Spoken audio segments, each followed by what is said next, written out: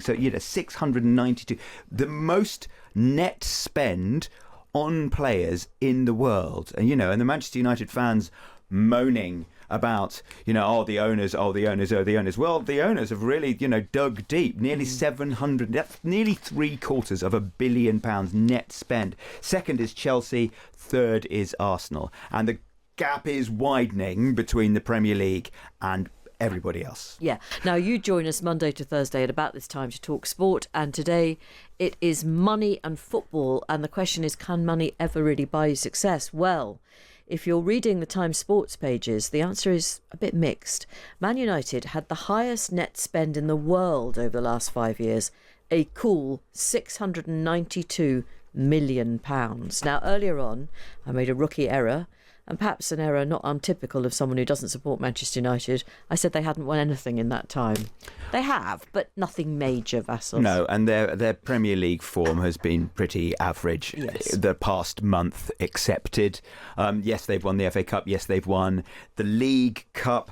So this is Martin Ziegler's piece, which was published online at 10 o'clock this morning. It's absolutely fascinating. So, 692, the most net spend on players in the world. And, and the Manchester United fans moaning about, the owners. Well, the owners have really, dug deep. Nearly 700, that's nearly £750 million net spend. Second is Chelsea, third is Arsenal. And the gap is widening between the Premier League and everybody else. Yeah, I mean, when you say net spend in terms of clubs, some clubs have spent more money, but they've sold more players at higher prices. Yes, so Chelsea and Manchester City made the most from selling players, and Manchester United would be the first to admit that hasn't gone well for them lately. In fact, they still own some players and are paying the wages of those players who are currently out on loan. I've got a list here. I mean, this is Sir Jim Ratcliffe about this time last year gave a big interview, and he's saying, look, we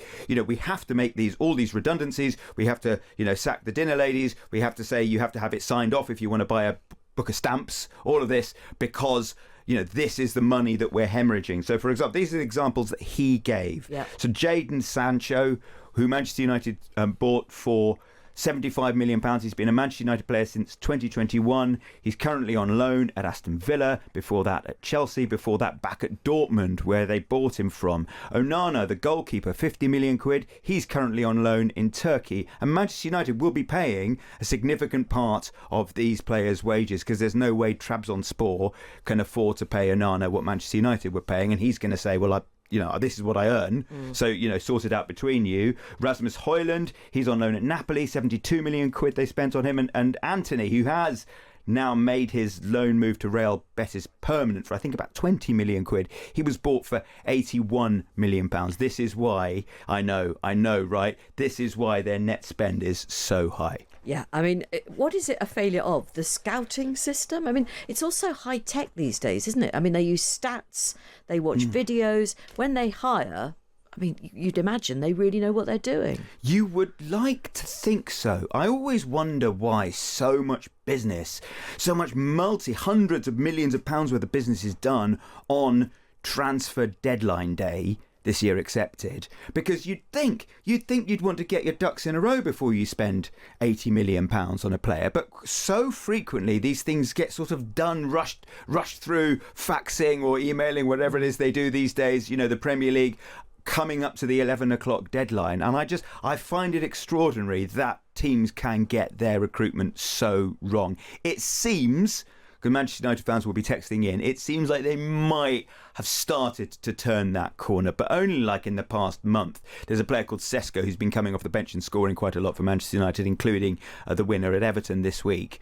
And 3 weeks ago, everyone was saying, well, there's another dud, but he's just started to look all right now, so maybe. Yeah, I mean, that's bizarre, isn't it? I did actually see the last bit of that game, the Everton-Manchester United one, and I mean, Manchester United, well, it wasn't exactly it wasn't the most thrilling encounter, I must be honest.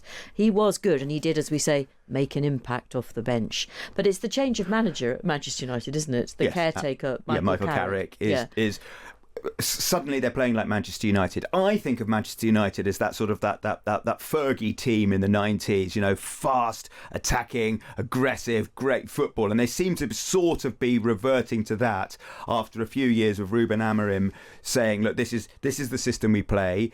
Buying players, to be fair, that seemed to fit that system on paper, but then not looking like they did at all. Yeah. You mentioned that gulf, and it's more than a chasm. What's bigger than a chasm and a gulf? An ocean?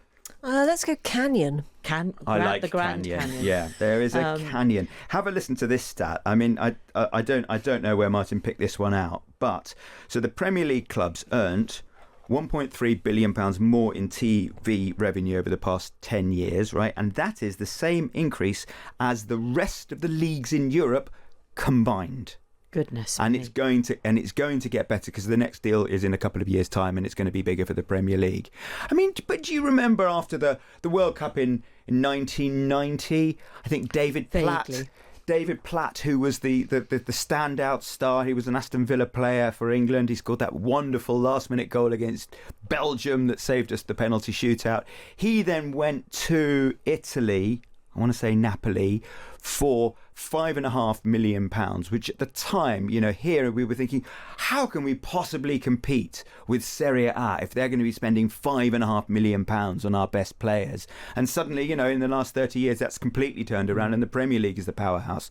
And to be honest, you mentioned the game on Monday night. We're not really reaping the benefits of that. Well, not every Some game. games are wonderful. Yes. But then you have the odd absolute shocker like Monday night, which I'd call it work-a-day. Oh, it was worse than work-a-day. Oh, okay, worse than work-a-day. Right. Now, you must have a sporting weekend ahead. Are you playing golf? No, I'm not playing golf. I'm running. And I'm going to... Fulham haven't played at home for a while, but they are playing Tottenham at home. And my son, bless him, at 19 years old, comes back from university to sit next to me at Fulham, like he has done since he's 4 years old. Yeah. And I'm sat there, and He's been at university since he was 4. I mean, he's a prodigy, this kid. That was a very slow learner. So clever. Matthew. But I'm so happy. He's sat next to me, and we've been doing this for 15 years. And, he comes back, and we will hope that Spurs don't turn a corner under their new manager. No, I wouldn't worry. I think you'll be fine. Right, you'll have to give us a match update on Monday. We'll look forward to it. I will do, thank you. Do you know what? My son went to see Fulham, Liverpool. It was the first time he went to see Fulham a couple of months ago. And he came back and said, Mum, it's so posh. We live in Dalston. We played Peterborough in the Cup a few seasons ago, and Matthew went, and the stadium announcer, Peterborough's nickname is the Posh. So the stadium announcer goes, please welcome onto the pitch, the Posh and the even posher. Oh, that's good. That's very good indeed.